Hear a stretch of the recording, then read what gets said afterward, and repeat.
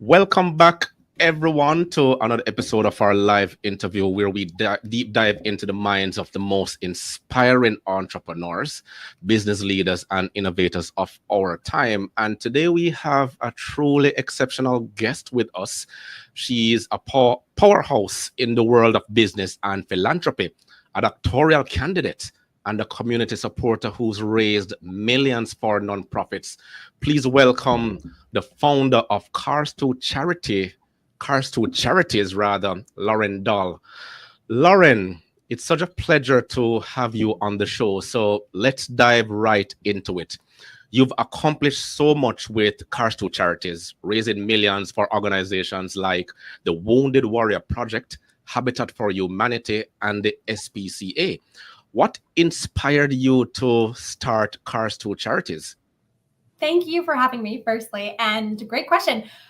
This company is a family company, believe it or not. My parents began Cars to Charities as another entity in the 90s. And when I graduated from college, I actually took over as a managing partner. So for the last 12 years, I've been working as a part owner, but also the vice president of Cars to Charities. And the reason we began doing it is because my family was always car oriented and they owned a junkyard. They would resell vehicles, and they were actually approached by a nonprofit to ask if we would purchase their vehicles once they were donated. And we had never heard anything about this before and thought, sure, what a great way for us to help you raise money for your constituents. And we're used to purchasing vehicles, fixing them up and selling them. And we were creating this amazing partnership. And after a few years, they said, do you want to just come on and handle our vehicle donations for us? And we said yes. And we've been Oh, doing it ever since. okay. How long ago was this? So this was around 1998, 1999. So about 30 years, almost 30 30 years years. ago. Yeah, over 30 years ago. Mm-hmm. Sorry, my maths is a little bit bad. I won't be able to calculate that far. But can you tell us more about the early days of your business and what were some of the biggest challenges you faced and how did you overcome them? Yes, of course. One of the things that we really had difficulty with was overcoming competition. Vehicle donations in the United States are very popular. It's a great way for people to get rid of vehicles that are either no longer working or maybe they just don't have the space for them anymore. It just is so simple. You give us a call or any other vehicle donation company and poof, the vehicle's gone in a day or two. So one of the things that we really have been working on overcoming is competition. So we are actually a commercial fundraiser versus a nonprofit. That's something that sets us apart because there's no conflict of interest. The other thing that sets us apart, and this was something that we really tried to explain when we first got started, is that we're family owned and operated. And I think people just really enjoy working with families, knowing that they're in it for the right reasons. Yes, definitely, because we're not seeing a lot of family oriented or family owned businesses anymore. Back in the days, we used to walk and look at companies, and then you will see signs such as established in 1808 or 1950s, something like that. You're not seeing that anymore. Right. Most family owned companies are now conglomerates, large multinational corporations that have grown considerably over the years. And what they're doing now is just going around and merging and acquisitions and all that.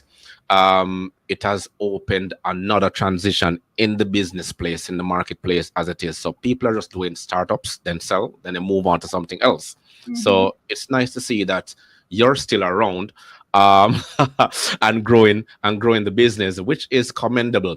But transparency and trust are so crucial, especially in the nonprofit sector. And your expertise spans human capital management, fundraising, organizational operations, and business development. How do you balance these diverse areas of expertise in your role? Yes.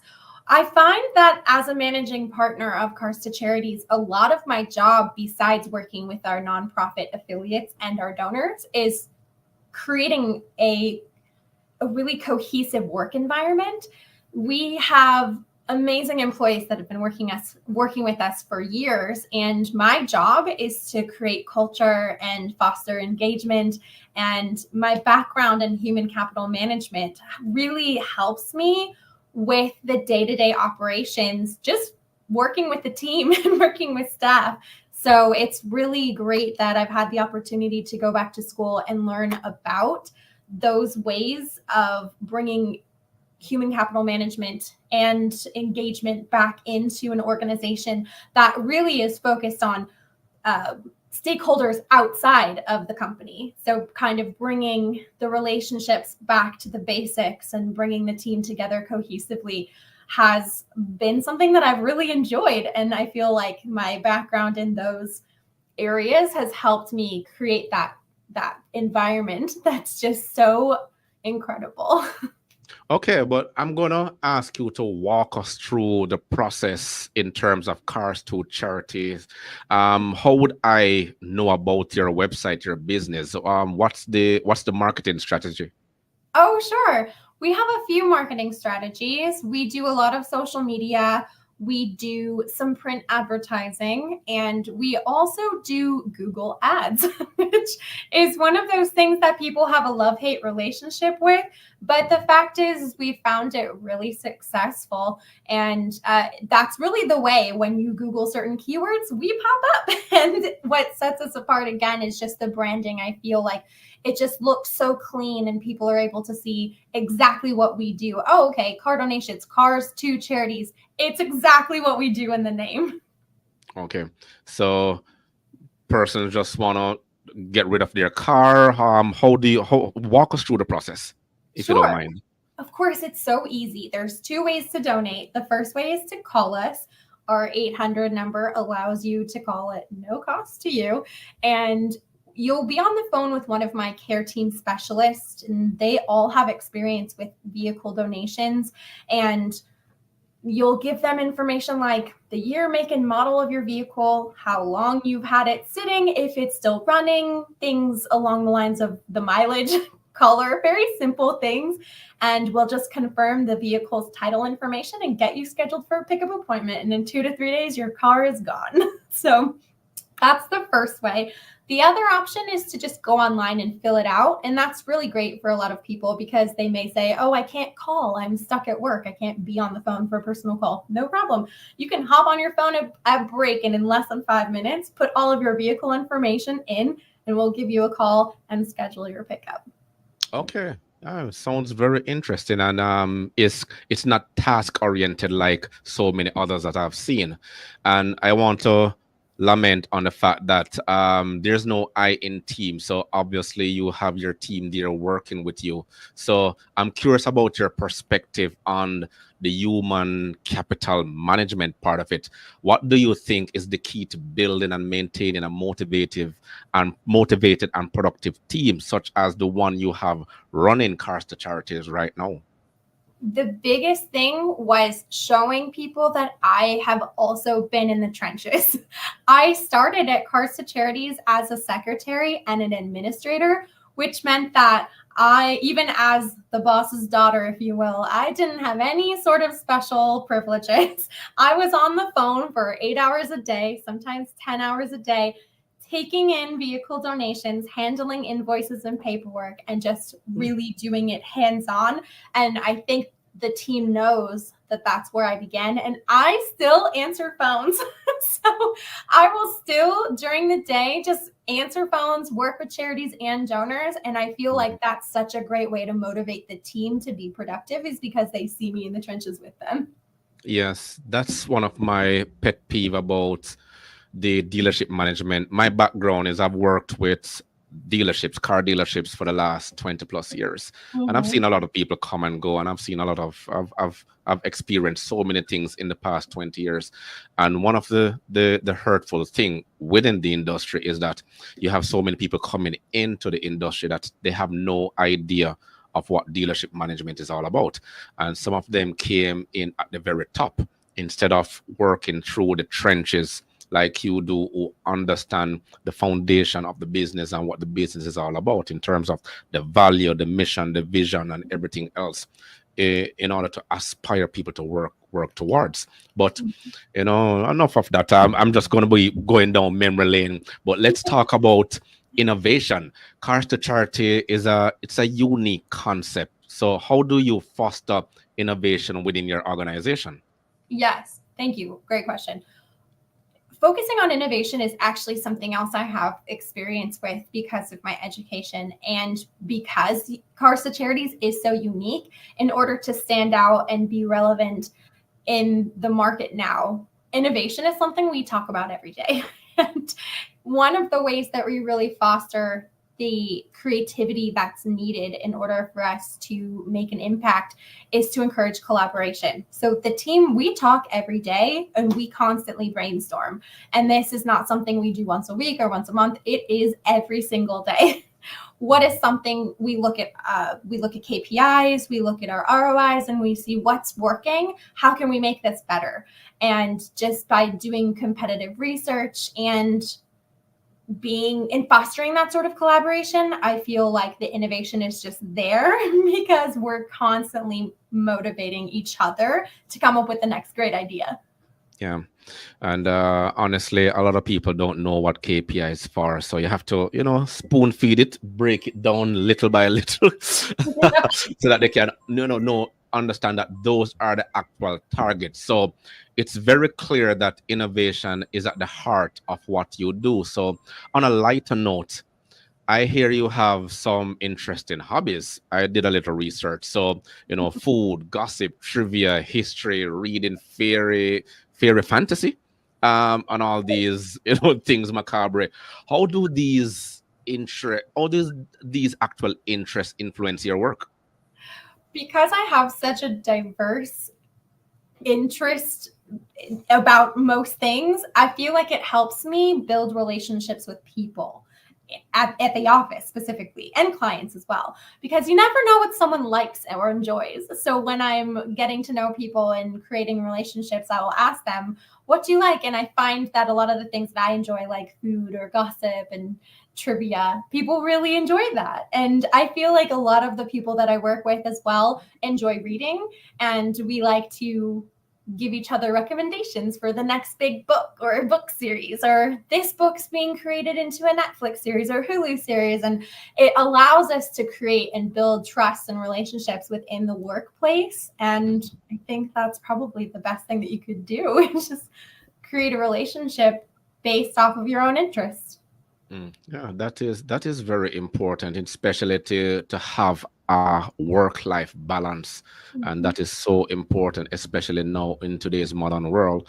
It's just that we're leaning towards the cell phone technology where everyone is so glued into the next viral moment. But what advice would you give to aspiring entrepreneurs and business leaders who want to make a positive impact through their work?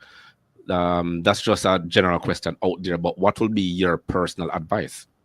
There are two things that I would advise people to do if you're trying to make an impact through their work. The first thing is perseverance. You constantly have to remind yourself that if you want to get something done, you have to do it, and you have to set aside the time for it. So if you make the time and you keep chugging along, you'll be able to do what you want to do as long as you create a goal. So that's the first thing. The other thing is believing in yourself, knowing that you have the capability to make anything happen if you persevere and if you make the time for it. I think those two ideas are just so important to remember. Really wise words to live by: perseverance. I once read Bill Gates' little motivational session, and he says two things: timing and depth of vision. But we can put perseverance into that, because perseverance comes along with depth of vision. You have to see what you want, go after it, and continue. In Jamaica, we call it stick-to-itiveness. You stick to something, and then you constantly try to, improve as you go along. So, Lauren, thank you so much for joining us today. I don't want to hold you long. Your insights have been truly inspiring. And to every one of our listeners, thank you for tuning into this episode. The thing is, I think I sent you onto another website, Whipflip, and they actually purchase cars from individuals. So what will be the motivation behind your company say, okay, you try to get people to trade their car in to donate it to charity, as opposed to me taking my car to someone else and I want cash for it. What's the big difference there? Well, I feel like if cash is your number one motivator, donating your car is probably not for you, and that's okay. The best thing that makes car donations so unique and so simple and why it's lasted for so long is how easy it is. You're not responsible for going to DMV or handling any sort of paperwork. We take care of that for you. When it comes to vehicles that no longer run properly, you can't really sell those. They're junk cars, and in certain states and countries, you have to be careful about how you're disposing of your vehicles. So car donations is a great way to say, this car doesn't run anymore. What do I do with it? I'll just donate it because they'll handle it for me. So I think the ease of the process with car donations is really great. And again, it may not be for everyone, and that's absolutely fine. But I find that most people who do enjoy donating their cars just really appreciate the fact that they can make a quick 5-minute call and then a 5-minute interaction with the tow truck driver. A couple of days later, gets the vehicle out of their hair, and they can just move on with their lives. Right. But trade secrets. After the car is donated, where does it go? It depends on the type of car. So typical vehicles that 90% of donations are vehicles that are no longer running and driving. So we send them either to scrap or to auction. We try to get the most money possible for our donors and charities. So we really weigh the different options.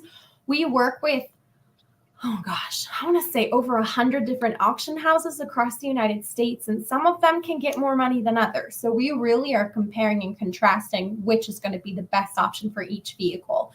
And after that point, once it sells, then we're able to send everyone their paperwork.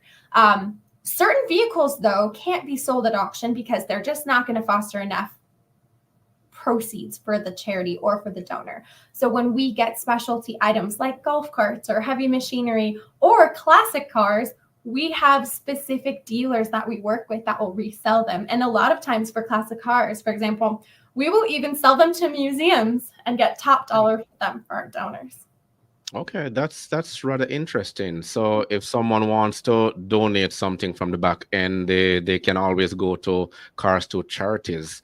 But one final question: what are some of the most outrageous items in terms of vehicles that you've ever received from your organization? An airplane. Really? Someone Yeah. donated it? Okay. I won't get into the specifics of how you actually get a tow truck to remove that or something, but I mean, did you have to go for it or?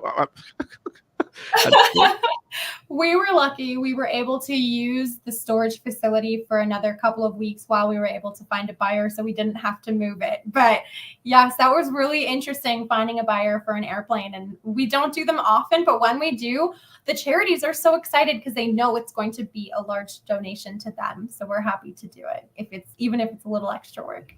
Okay, there you go, ladies and gentlemen. Your donations in terms of motor vehicles, industrial, is it just strictly to the motor vehicle industry, or do you accept anything else?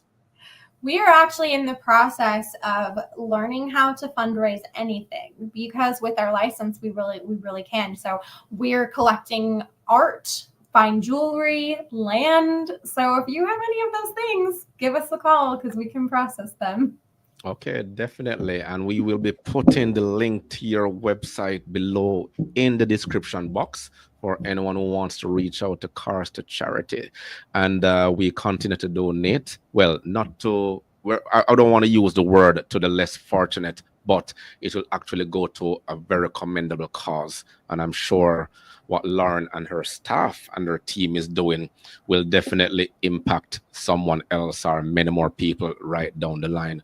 Lauren, your insights have been truly inspiring. And to every one of our listeners or who are watching, thank you for tuning into this episode. But don't forget to subscribe, leave a review, and share this episode with your friends. Lauren, are there any final thoughts would you like to share with everyone?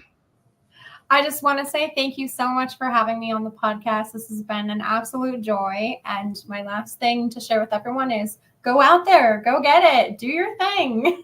Can't wait to see you on this podcast. All right, thank you very much, Lauren Dahl, everyone. Until next time, stay innovative and keep making a difference. Thank you. Thanks.